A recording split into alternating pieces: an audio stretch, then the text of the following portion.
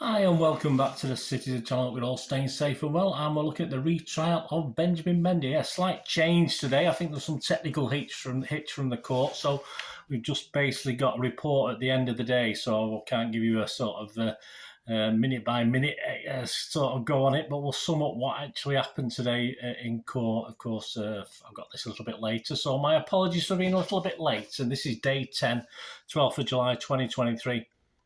So far, of course, Mr. Mendy, 28, was accused of raping one woman and attempting to rape another. He has pleaded not guilty to both counts. The alleged attempted rape of woman 1 is alleged to have happened in October 2018. The alleged rape of woman 2 is alleged to have happened in October 2020.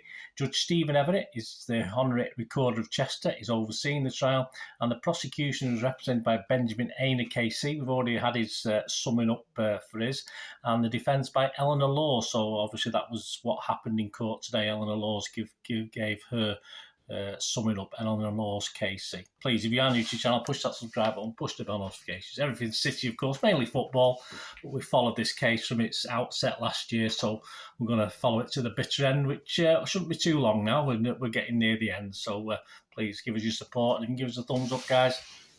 Be much appreciated. And I think it's Andrew Barnsley sent this report into the Manchester Evening News for the paper today. As I said, we usually get a minute by minute thing, but just a summary. So there must have been some sort of technical fault. I wasn't aware of what was happening. I was trying to get onto the court page and it wasn't telling us anything really. Anyway, of course, what we're going to look at is Eleanor Law's KC, closing speech to the jury. Eleanor Law's KC claimed that the women's allegations contained a myriad of lies and inconsistencies and argued there were real problems with both of their accounts. There is no independent supportive evidence of what either of these two complainants are saying, full stop, Miss Law said. It is one word against the other. She claimed woman 2 had added on elements to her allegations. She spoke with friends in the aftermath of her encounter with Mr. Mendy. Miss Law said of the complainant, she very quickly says things that are not true as an add-on. There are many reasons we say we cannot find woman 2 a convincing witness. She claimed the complainant's account was littered with lies and omissions. The KC added, there are many genuine reasons why people tell lies. Complex human emotions take place in a search situation where sexual relations take place, even when you know the partner. These individuals don't know each other. The risk of their perceptions of the same incident being completely different are higher in these sorts of situations.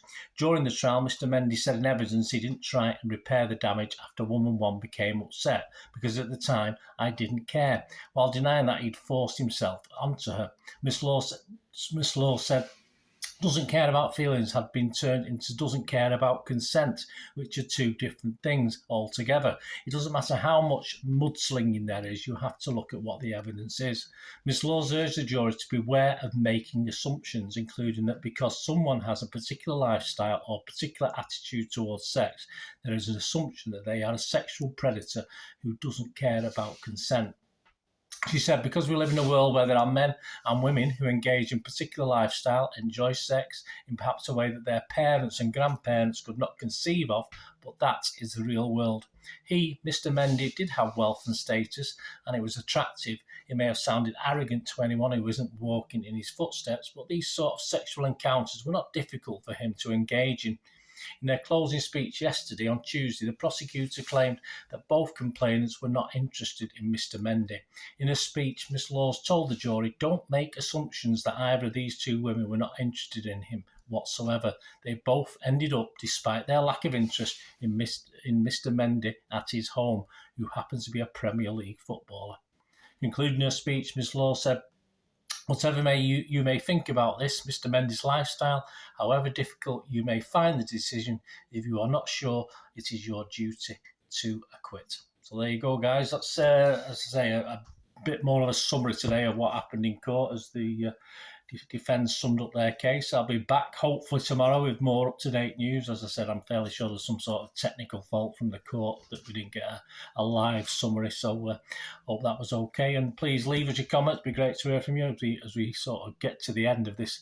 As I say, that's certainly a short second trial, but retrial, but obviously the first trial did go on for quite a long time, so we'll get to some sort of conclusion. Let us know in your comments, guys. Until we see each other again, that's one thing, don't I? Please stay safe, everyone. Bye for now.